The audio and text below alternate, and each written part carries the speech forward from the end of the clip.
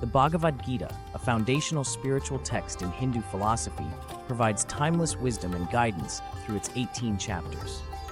Chapter 8, titled Akshara Parabrahma Yoga, or the Yoga of the Imperishable Absolute, delves into the nature of the eternal, the process of attaining the ultimate reality, and the journey of the soul beyond death. In this chapter, Lord Krishna elucidates the mysteries of life and the afterlife, offering a roadmap to achieving eternal peace and unity with the divine. The chapter begins with Arjuna posing profound questions to Krishna. These inquiries form the foundation of Krishna's teachings in this chapter. Arjuna asks, Question 1, what is Brahman, the ultimate reality? Question 2, what is Adhyatma, the individual soul? Question 3, what is karma, action? Question 4, what is Adhibhuta, material existence? Question 5, what is Adhidaiva, the divine essence? Question 6, what is Adhiyajna, the sacrifice within the body? Question 7, how can those who have mastered the self know you at the time of death? Krishna's answers. Answer to question 1 about Brahman or the ultimate reality. Krishna explains that Brahman is the imperishable, eternal essence beyond all material existence. It is the ultimate reality, the unchanging truth that underlies the universe, existing beyond time, space, and causality. Answer to question 2 about Adhyatma or the individual soul. Adhyatma, or the individual soul, is the essence of consciousness within every living being. It is the divine spark residing in all, connecting each soul to the supreme Brahman. This soul is eternal and indestructible, continuing its journey through various lifetimes until it realizes its true nature and reunites with Brahman. Answer to question 3 about karma or action. Karma refers to actions driven by desire and intent, creating a cycle of cause and effect that binds the soul to the material world. Mastering karma is crucial for spiritual growth and liberation.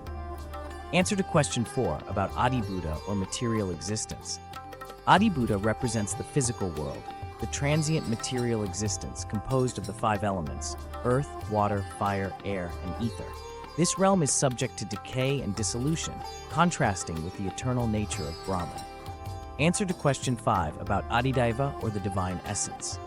Adhidaiva refers to the divine, cosmic intelligence governing the material universe. It represents the divine presence in all aspects of creation, organizing and controlling the functioning of the cosmos. Answer to question 6 about Adhiyajna or the sacrifice within the body. Adhiyajna signifies the inner sacrifice, the spiritual practice performed within one's body and mind. It involves self-control, devotion, and the surrender of the ego to the divine, essential for spiritual progress and unity with the Supreme. Answer to question 7 about the journey of the soul. After death, Krishna explains the soul's journey after death and the importance of one's thoughts and actions at that critical time. The state of mind at death determines the soul's next existence. A soul that departs the body while absorbed in thoughts of the divine reaches the eternal abode of Brahman. Krishna emphasizes the significance of constant remembrance of the divine. He advises that one should always fix their mind on God, engaging in devotional practices and righteous actions throughout life. This continuous focus prepares the soul for a peaceful transition at death and a favorable rebirth or liberation. Krishna describes the nature of the eternal abode, a realm where there is no return to the cycle of birth and death. This supreme state, also known as Vaikuntha or the abode of Vishnu, is a place of eternal bliss and peace, free from suffering and material bondage. Souls who reach this state are forever united with the divine, experiencing unending joy and divine presence. Krishna elaborates on the 2 paths souls can take after death: the bright path, Dvayana, and the dark path, Pitrayana. The bright path, Dvayana, is for souls who have attained knowledge and practiced selfless devotion. These souls reach the eternal abode, never returning to the cycle of rebirth. They ascend through the divine realms, guided by the light of knowledge and devotion. The dark path, Pitrayana, is for souls who have performed good deeds but are still bound by desires and attachments.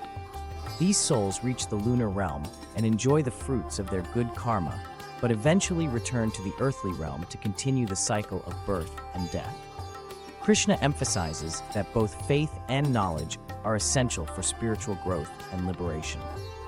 Knowledge helps one understand the true nature of reality and the self, while faith strengthens the mind and heart, enabling unwavering devotion and surrender to the divine. Together, faith and knowledge pave the way for spiritual enlightenment and liberation.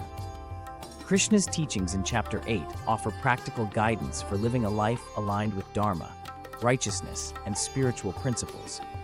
He encourages individuals to perform their duties selflessly, without attachment to the results, dedicating all actions to the divine.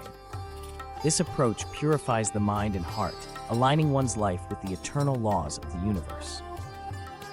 In conclusion, Chapter 8 of the Bhagavad Gita provides profound insights into the nature of the eternal, the journey of the soul, and the path to liberation. Krishna's teachings emphasize understanding the ultimate reality, practicing constant remembrance of the divine, and living a life of selfless action and devotion.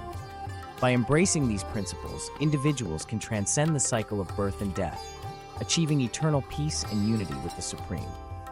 This chapter serves as a guide for seekers on the spiritual path, offering wisdom and practical advice for attaining the highest state of being. Through devotion, meditation, and righteous living, one can navigate the complexities of life and death, ultimately realizing the eternal truth and experiencing the bliss of divine union. Please help me in the mission of sharing these profound teachings by subscribing, liking, commenting, and sharing this video.